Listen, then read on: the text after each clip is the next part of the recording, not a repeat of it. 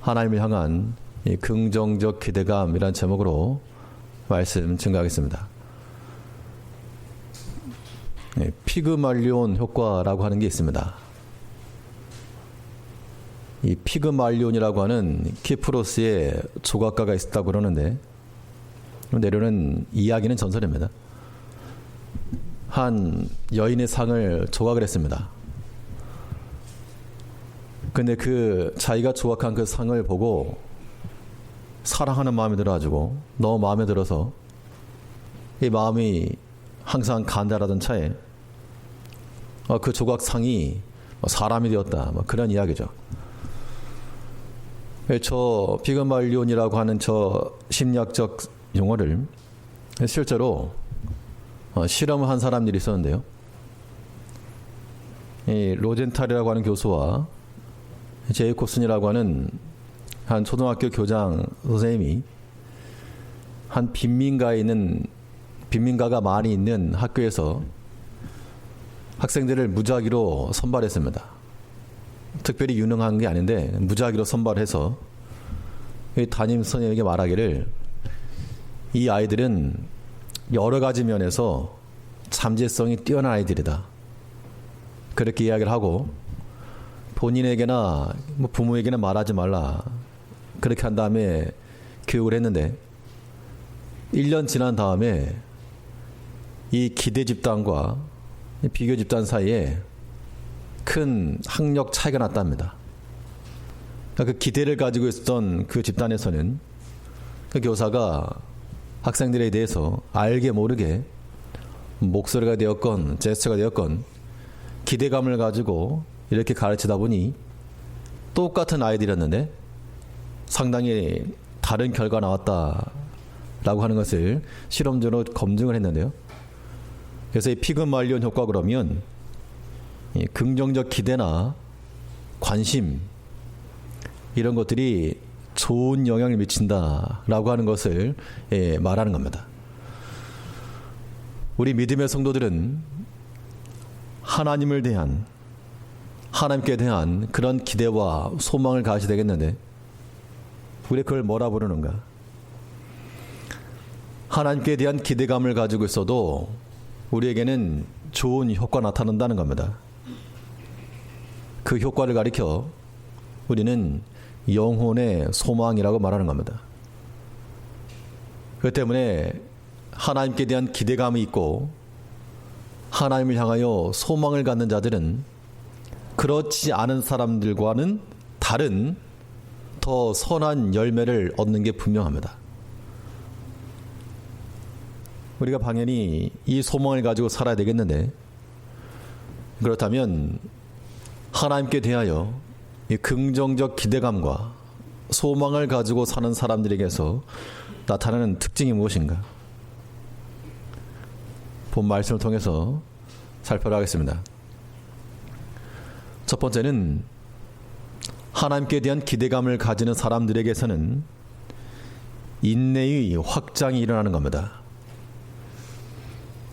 우리가 하나님 안에서 인내와 모든 견딤으로 살지만 그 인내라고 하는 것이 가만히 있는 게 아니고 자라는 겁니다. 자라되 인내의 길이를 늘려가야 됩니다. 인내의 길이를 늘린다는 게 무엇일까? 오늘 이 본문에 나온 말씀대로 하면 오래 참는 거예요. 오래 참는 거. 어떤 것에 있어서 우리가 인내를 좀 길게 한다는 것은 오래 참는 것인데, 이 오래 참음을 인하여 아브라함이 복을 받았다라고 말하고 있습니다. 오늘 본문 6장 14절과 15절에서 가라사대 내가 반드시 너를 복주고 복주며 너를 번성케 하고 번성케 하리라 하셨더니 저가 이같이 오래 참아 약속을 받았느니라. 우리 보통 이렇게 말합니다. 사람이 참는데도 한계가 있다. 더는 못 참는다. 그런 뜻이죠. 근데 하나님께서는 어떤 자에게 복을 주는가 하면 오래 참고 하나님의 그 시험의 때를 잘 통과하는 그들에게 복을 주는 겁니다. 아브라함이 받은 복은 그가 100세에 낳은 아들도 오래 참아 약속을 받은 것이고, 또 그가 갈대우르를 떠나 하나님이 약속하신 땅에 드디어 들어갔더라, 이윽고 들어갔더라. 그 또한 약속을 따라 인내하여 받은 겁니다. 물론 그 중간에 실수도 있었죠. 사실은 실수도 있고 부족함이 많았지만, 그러나 하나님께서 인도하신 그 길을 따라서 넘어지면 다시 일어서고, 넘어진 것보다 더 나쁜 게 뭐라 그럽니까? 넘어지는 것보다 더 나쁜 거는 안 일어나는 거. 넘어졌으면 다시 일어나서 가면 되는데, 주저앉아가지고 안 일어난다는 겁니다.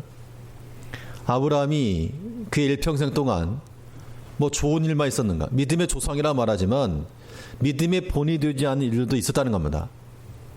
그러나 그가 하나님의 약속을 따라 잘못된 길에서는 돌이키고 끝까지 인내하였을 때 복을 받았습니다. 그러면 우리가 참아야 될 일이 발생할 때 보통 참는 경우에 이런 말 합니다. 왜 나만 그럽니까? 보통 아이들이 그러죠. 아이들이 1, 2, 3번 있으면 첫째 아이들이 보통 그럽니다. 부모님들이 보통 자녀들 첫째 아이에게 참으라고 하니까, 그럼 아이들은 그렇게 말하죠. 왜 나만 맨날 참아야 되느냐? 뭐 그 아이들이 아니더라도 보통 인내하시는 분들, 참는 분들도 참게 되는데 왜 나만 참아야 되느냐? 억울하다. 근데 억울할 게 없어요. 왜 없는가? 우리가 그런 일을 당할 때는 하나님의 마음을 생각해야 됩니다. 하나님께서도 참 징글맞게 말 안 듣는 우리에 대해서 참으시되 오래 참으셨다라고 말씀하고 있습니다. 베드로전서 3장 20절에서 그들은 전에 노아의 날 방주 예비할 동안 하나님이 오래 참고 기다리실 때 순종치 아니하던 자들이라. 노아 방주 기간이 70년에서 120년, 사람에 따라서 120년이라고 하는 사람도 있고 70년이라고 하는 사람이 있는데, 뭐 되었든 70년에서 120년 동안 하나님께서 참으시면서 그들이 돌아오기를 기다리셨다는 겁니다.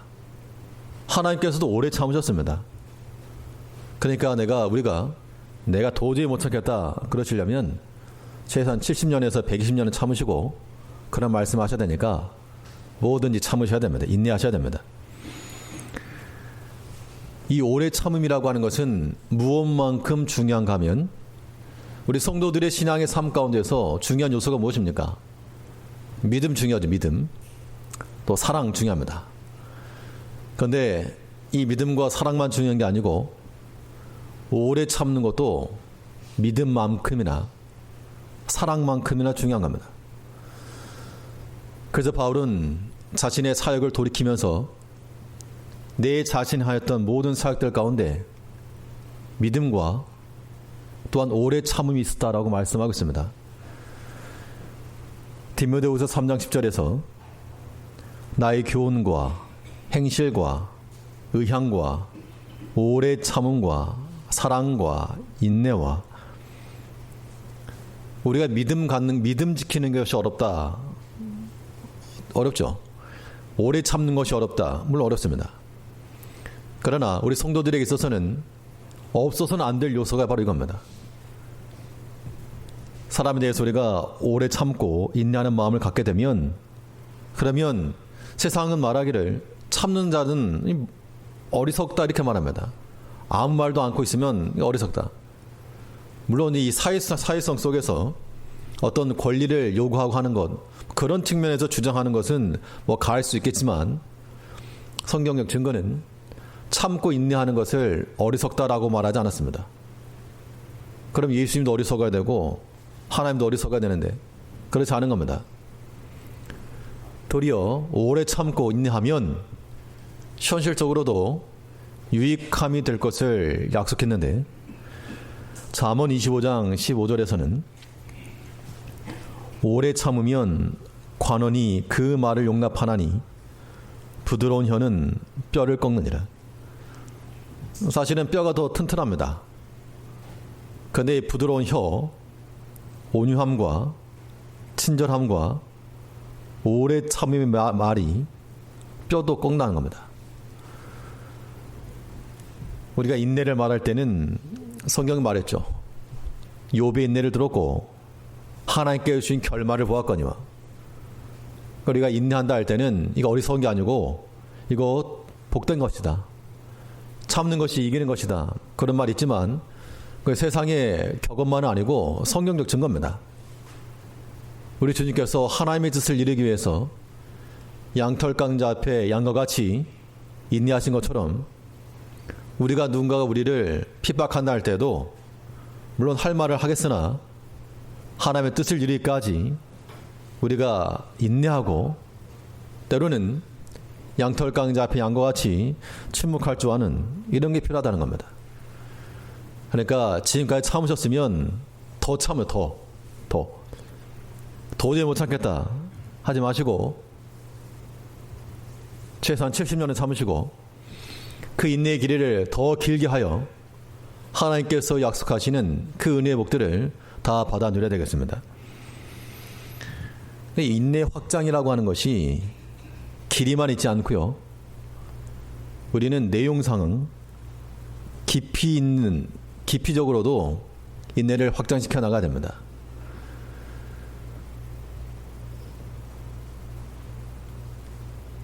무엇까지 참을 것인가? 인내한다 그러면 참을 내용이죠. 이건 뭐 답은 다 정해져 있는 것인데 속으로 한번 답변해 보시죠. 참아라 성경에서 우리에게 참을 것을 요구했는데 무엇까지 참아야 됩니까? 무엇까지? 성경적 증거는 예수님께서 하신 말씀대로 이것까지 참아라. 누가복음 22장 51절에서 예수께서 일러 가라사대 이것까지 참으라 하시고 그 귀를 만져 낫게 하시더라. 그 상황이 예수님을 잡으러 온 사람들입니다.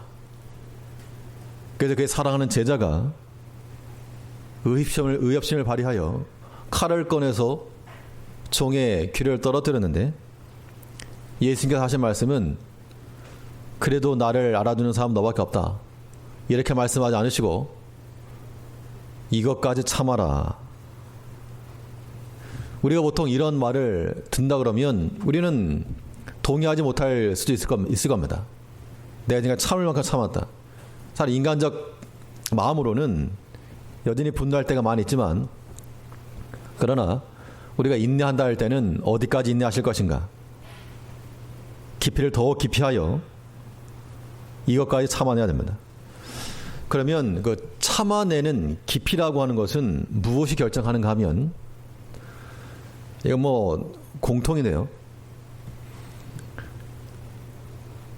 사랑하는 정도가 인내의 깊이입니다. 우리가 누군가를 용납을 하고 길이 참다는 것은 사랑하는 대상이기 때문에 인내하고 참아주는 겁니다.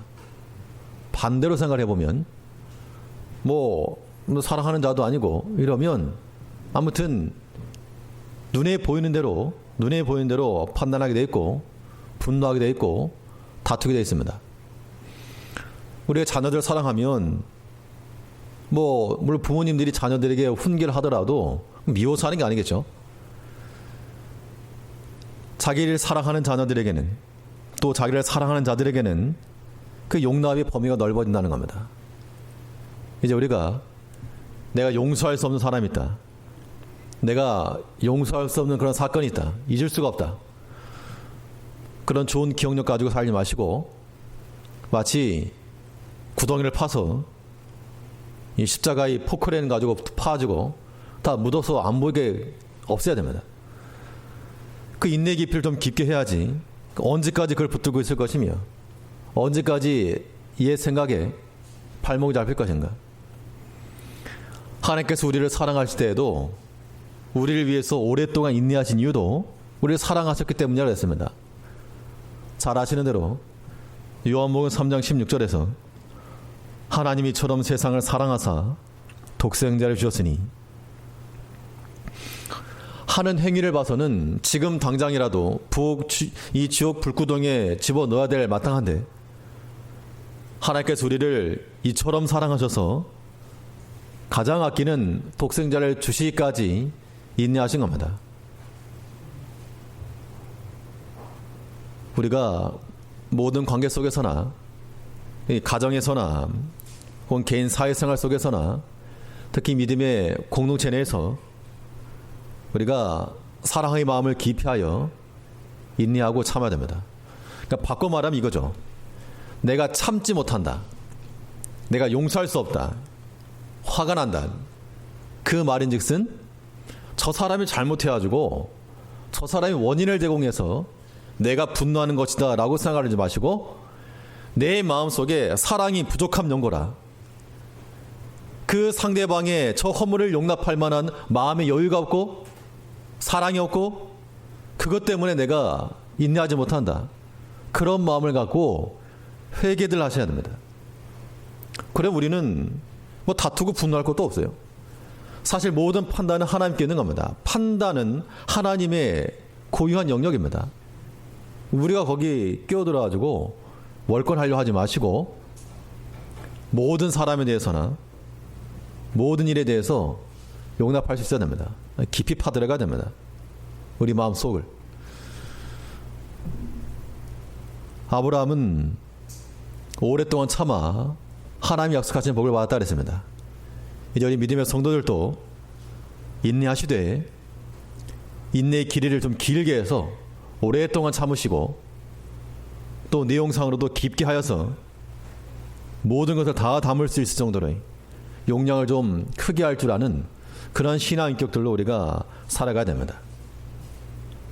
이 한 주 동안에도 우리가 때로 쉽게 분노할 수 있지만 그때마다 우리의 부족함을 또 생각하고 우리 주님께서 아무 잘못 없었는데 그 빌라도 앞에서의 그 재판을 받으시면서까지 참으신 것은 오직 하나님의 뜻을 이루기 위함이었습니다.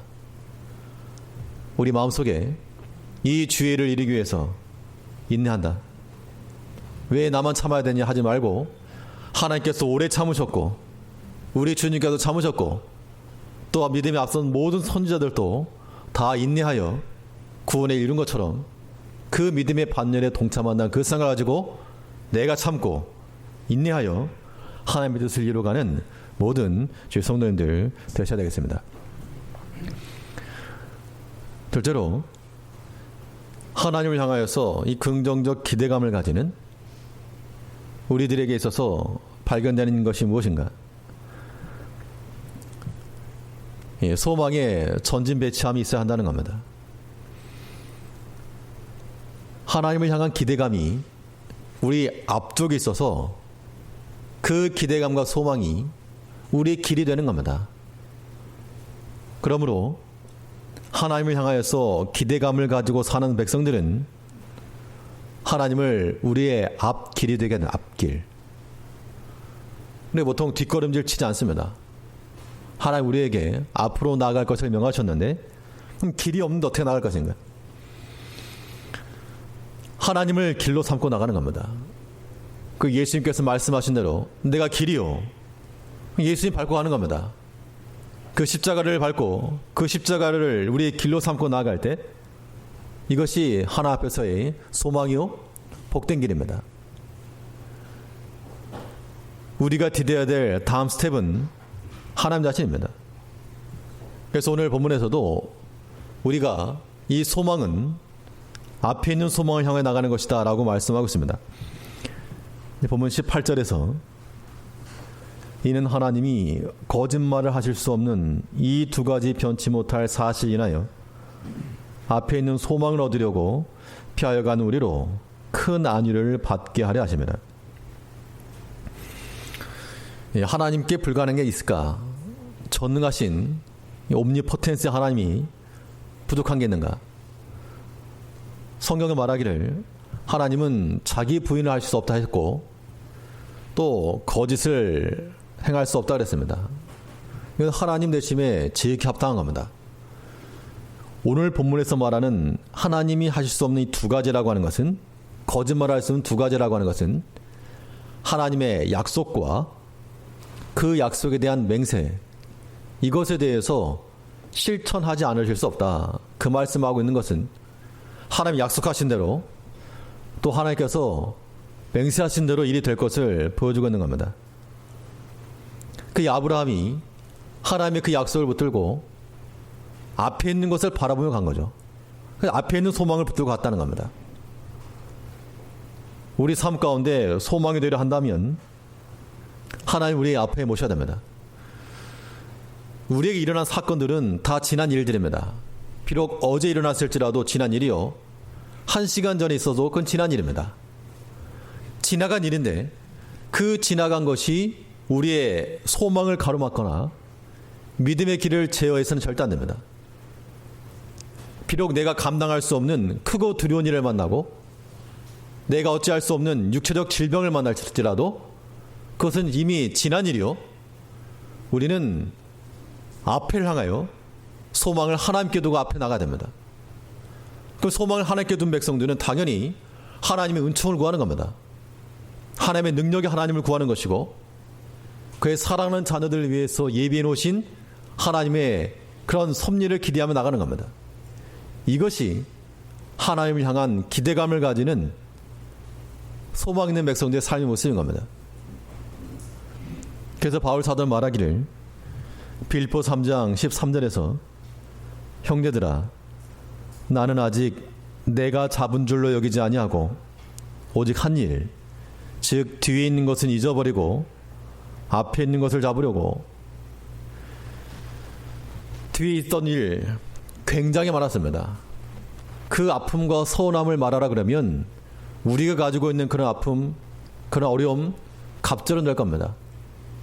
그러나 내가 뒤에 있는 것은 다 잊어버리고 앞을 향하여 앞에 있는 것을 잡으려고 나간다. 이게 그리스도의 표대를 두고 하나님 안에서 소망을 두고 사는 사람들의 모습인 겁니다. 지난 일들 때문에 믿음의 일이 막히지 말자고요. 그럴 때 가장 답답한 겁니다. 우리에게는 나아가야 할 길이 있는데 지난 일들이 자꾸 걸림이 되고 막힘이 되고 그건 소망이 없습니다. 어느 개인이건 어느 공동체건 그건 소망이 없는 겁니다. 그래 그냥 다 덮고 넘어가자는 것이냐? 물론 또 그런 의미는 아닌 거죠, 당연히. 진리 안에서의 옳고 그름은 구별할지라도 사람에 대한 판단은 유보입니다. 사랑으로 허물을 덮고 하나님께 맡기는 하나님께서 행하실 것을 믿고 우리는 앞을 향해 나가는 것. 그러니까 하나님에 대한 소망이라고 하는 것은, 소망의 삶이라고 하는 것은 남녀노소 관계가 없고 젊은 자나 혹은 나이 드신 분이나 관계없는 겁니다. 왜냐하면 앞에 있는 소망을 생각하게 되면 누구라도 무한대의 그런 영혼의 삶이 열려 있으니까 그 앞에 있는 소망을 놓고 살아가야 됩니다. 예수님께서도 히브리 12장 2절에 있는 말씀처럼 믿음의 주요 또 온전케 하시는 이인 예수를 바라보자. 저는 그 앞에 있는 즐거움을 위하여 십자가를 참으사. 십자가의 인내를 행하신 것은 그 앞에 있는 소망의 즐거움을 보셨기 때문에 인내하신 겁니다. 우리 신앙생활이 고달픈 것은 그냥 예수님 안 보여요. 주님이 그냥 우리가 해야 될 신앙적 의무만 있기 때문에 이게 부담되는 것입니다. 그런데 그 앞에 주님께서 실초로 계시고 우리 가운데 계신다. 그러면 즐거운 겁니다. 소망을 앞에 둔다는 거. 예전에 사극 같은 데를 보게 되면요, 과거에 급제를 하게 되면 왕이 하사한 어사화라고 하는 것을 쓰고 고향으로 내려가죠. 그럼 마치 그 어사화라고 하는 것이 더듬이처럼 그냥 앞을 향해 가는 겁니다. 그 길을 걸어가는 것이 영광의 길입니다. 하나님께서 우리에게도 다 우리가 실력이 있어서 장원급제한 건 아닌데 그리스도의 덕분에 다 구원 얻었습니다. 그 구원의 어사화를 우리에게 주셔가지고 그 구원의 길로 가라고 명하시는 겁니다. 그런데 우리의 삶이라고 하는 것이 마치 곤충의 더듬이같이 먹을 걸 찾느라고 여기저기 먹을 것 더듬거리면서 나가는 그런 모습만 아닌지, 생명의 길로 나가야 되겠는데 땅의 것만 추구하는 것은 아닌지 우리가 돌이켜봐야 됩니다. 우리 모든 신앙인들은 하나님 안에서 소망을 찾고 그 소망의 길로 나가기를 힘써야 됩니다. 또 이 소망을 우리가 일치하고 나가려면 소망을 위해서 피하여 가는 지혜가 또한 필요합니다. 오늘 본문 18절 다시 보시면 앞에 있는 소망을 얻으려고 피하여 가는 우리로 큰 안위를 받게 하려 하십니다. 이 소망을 얻기 위해서 가는데 여기에 반드시 사단의 방해 공작이 있다는 겁니다. 이 방해 공작을 우리가 벗어나려면 잘 피해야죠. 싸워서 이길 게 있고 피해서 이길 게 있는데 우리 영혼에 소망이 되지 않는 것들은 피하여 이기는 겁니다. 그래서 우리가 이 소망을 얻기 위하여 회피기동하는 그런 전략들이 반드시 필요한 거죠. 우리 영혼을 거스려 싸우는 것들을 다 제어하라 그랬습니다. 베드로전서 2장 11절에서 사랑하는 자들아 나그네와 행인 같은 너희를 권하노니 영혼을 거스려 싸우는 육체의 정욕을 제어하라. 육체의 정욕이라고 하는 것이 우리 육체의 즐거움과 만족을 주는 것들입니다. 그럼에도 불구하고 그것을 제어하라고 하신 이유는 우리 영혼에 해가 되기 때문이다라는 얘기죠. 영혼을 거스려 싸우는 육체의 정욕을 제어해라. 아담과 하와가 범죄한 후 하나님 앞에 숨었습니다. 우리도 마찬가지로 우리가 범죄하게 되면 우리가 겉모양은 성전에 나와 있을지라도 우리 마음은 이미 하나님 앞에 숨는 겁니다. 커튼 치고 그냥 얼굴 뒤집어 감싸가지고 안 보이도록. 그런 상황이 우리 가운데 임하지 않도록 육체의 정욕을 제어하여 우리의 소망이 무너지지 않도록, 우리 소망이 사라지지 않도록 살려내야 됩니다. 이 세상의 것이 자꾸 우리 마음에 들어오면요, 어떤 일이 벌어지는가 하면 둔감. 날카로운 칼을 가지고서는 뭐라도 썰겠는데 무뎌진 칼날로는 아무것도 자를 수가 없습니다. 우리의 믿음이라고 하는 것이 날카로운 칼이 되어서 육체의 정욕을 제어하는 이런 것들이 칼을 가는 겁니다. 그래 우리 모든 더러운 것들을 베어내고 맞서 싸우기도 할 것인데 이게 자꾸 들어오면 보는 것과 듣는 것과 해가는 것에 익숙해져 버리게 되면 이제 타협해 가는 겁니다. 아무것도 못 써는 그 무딘 칼을 가지고 마는 겁니다.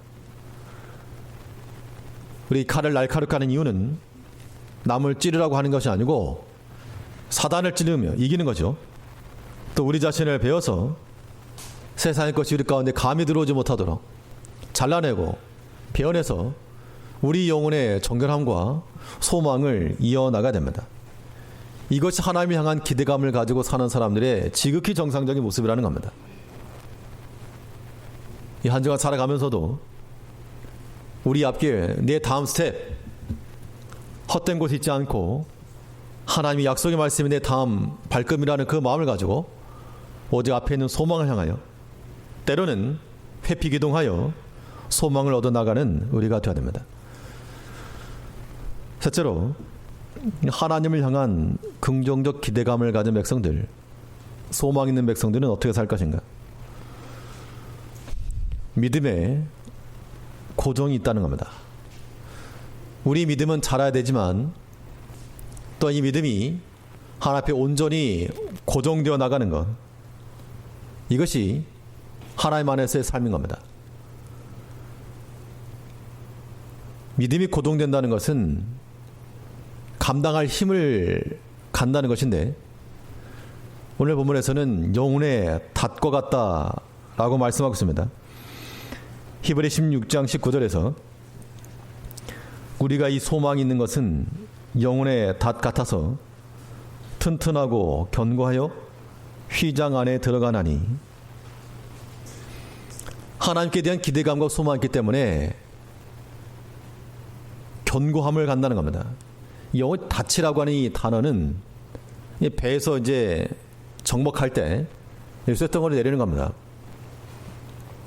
앙카라고 하는데, 은히 앙카 그러면 벽에다 무엇인가를 고정하려고 할 때 단단하게 걸어두는 겁니다.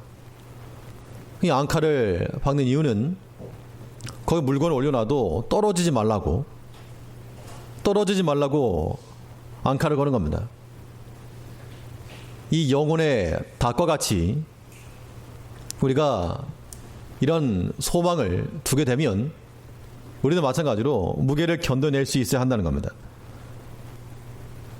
우리 가운데 다가오는 그 시험의 무게를 우리가 견뎌내고 감당내는 것, 이게 중요한데, 그래서 바울은 뭐라 말했는가 하면 갈라디아 2장 20절에서 내가 그리스도와 함께 십자가에 못 박혔나니, 이 말씀과 연관시켜 보니까 내가 예수 십자가에다가 아주 앙카를 받고 거기에 단단히 고정되었다, 그렇게도 우리가 해석을 할 수 있겠습니다. 예수 십자가 안에 우리를 고정시켜 흔들릴 수 없는 그런 믿음이 있는 것, 흔들릴 수 없는 것. 그러니까 무게를 감당해내야 됩니다. 때로는 어떤 말과 어떤 사건과 어떤 일이 있더라도 믿음은 흔들리지 않을 때 그때 그 공동체가 사는 겁니다. 그런데 우리가 작은 그런 일들, 작은 사건에 뭐 휘둘리고 오해하고 또 분노하고 다투고 그러면 그는 흔들린 믿음. 특별히 교회 공동체 내에서 믿음이 견고한 그런 신앙인들, 그런 직분자들이 되어야 됩니다. 연말에 우리 직분자 세운다 할 때도 본이 되는 분들을 세워야 되겠죠. 본이 되는 분들. 그 본이라고 하는 건 무엇입니까? 믿음이 있어서 견고한 겁니다. 믿음이 있어 연약한 자들을 붙들어 주는 겁니다. 그런 믿음의 본이 다 되어야 되겠죠. 이 믿음의 고정이라고 하는 것은 감당할 만한 능력을 갖추는 것이요. 또 그럼 이 믿음이 이 감당할 만한 힘이라고 하는 게 어떻게 생기는가? 거저 생기지 않고 이 힘이 생길 수 있는 유일한 방법은, 영혼의 근력 키우는 방법은 주님 따라가는 건데, 오늘 본문에 있는 말씀들 하면 그리스도와 함께 휘장 안에 들어가는 데 있습니다. 영혼의 닻을 어디다 내리는가? 닻을 바닷속에 내리는 게 아니고 우리가 내려야 될 그 영혼의 닻이라고 하는 것은 그리스도의 성소요 휘장 안까지 내려가야 됩니다. 본문 6장 9절을 보시면 우리가 이 소망 있는 것은 영혼의 닷 같아서 튼튼하고 견고하여 휘장 안에 들어가나니, 여기 휘장 안에 들어간다는 것은 성막 안, 지성소까지 들어가는 것인데, 그 당시 성막에 들어갈 수 있는, 휘장 안으로 들어갈 수 있는 방법은 두 가지입니다. 하나는 대제사장이 되어서 들어가는 것이고, 또 하나는 제물이 되어서 들어가는 겁니다. 예수님께서는 그가 친히 대제사장이시요 또한 산 제물이 되어서 어린 양이 되어서 들어가셨고, 이제 우리에게도 거룩한 제사장에 명하셨고, 우리 또한 산 제물이 되어 이 휘장 안으로 들어가기를 힘써야 됩니다. 다른 데 가려고 힘쓰지 마시고 이 휘장 안에 들어오기에 모든 관심과 모든 역량들을 집중해 내셔야 됩니다. 그것이 바른 성도요, 바른 직분자들의 모습이죠. 당연히. 시편 84편 2절에서 내 영혼이 여호와의 궁정을 사모하며 쇠약하며 내 마음과 육체가 생존하시는 하나님께 부르짖나이다. 하나님의 전을 사모하고 그 휘장 위에 들어가기를 간구하는 자, 이런 자들이 믿음의 사람이요 하나님께 소망을 두며 사는 사람들입니다. 이런 백성들이 믿음에 있어서 견고함을 얻는 것이지, 하나님 말씀 가운데 거하지 않고 주의 전을 사모하지 않고 어떻게 우리 믿음이 강하게 생기겠습니까? 특별히 모든 직분자들은 성전 생활함에 있어서 사명감 가지고 감당하셔야 됩니다. 모든 예배 가운데 힘써 참석하셔야 됩니다. 띄엄띄엄 할 생각하지 마시고 힘써. 시간이 점점 지나면 믿음이 더 좋아져야 되는데, 왜냐, 그만큼 신앙 역량이 깊어지니까. 우리 자신들을 돌이켜보면 점점 지나갈수록 예전 신앙이 더 좋았던 것 같은 그런 느낌이 든다는 겁니다. 살기는 더 편해졌는데, 접근성은 더 좋아졌는데, 우리가 주를 향한 그런 마음 찾아보기 어렵습니다. 예전에 학생 때 돌이켜보면 비를 맞고도 늦게라도 성전에 가고 예배에 참석하고 그런 것이 하나의 즐거움이었는데, 과연 그런 즐거움들이 우리들 마음 가운데 있는지 물어보고 싶습니다. 이제 회피할 길도 없죠.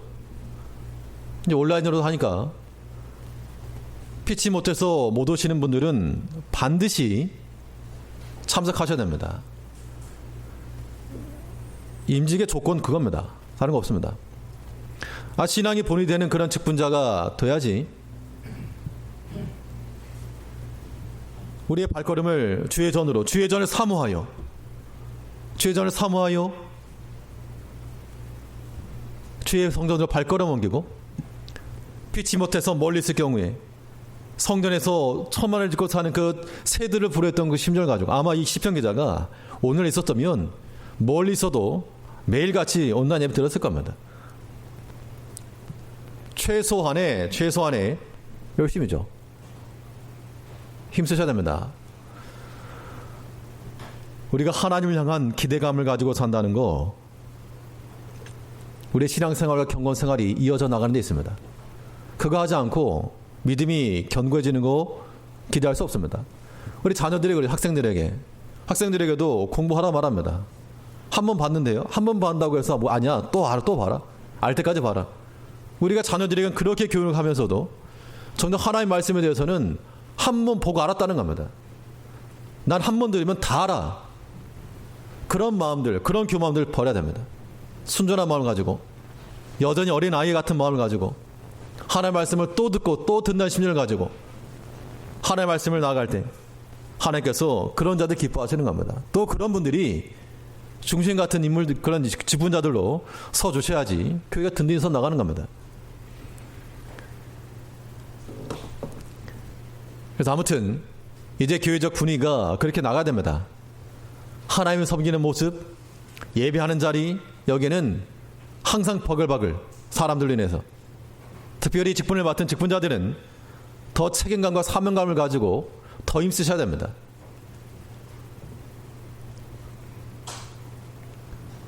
이 한 주간 동안 살아가면서 믿지 않는 자들도 소망이 있지만, 특별히 하나님을 향한 기대감과 그 소망을 가지고 인내의 길이와 깊이를 깊게 하며 하나님 우리의 소망을 삼고 우리가 나아갈 다음 스텝으로 삼고 어떤 시험 오더라도 견뎌낼 수 있는 그 믿음으로 그리스도 십자가의 앙칼을 박는 심령을 가지고 제 성전을 사모하고 그 말씀을 끊임없이 공급하여 무너지지 않는, 흔들림 없는 그 믿음으로 살아가는 모든 성도님들 되시기를 간절히 바라겠습니다. 기도하겠습니다.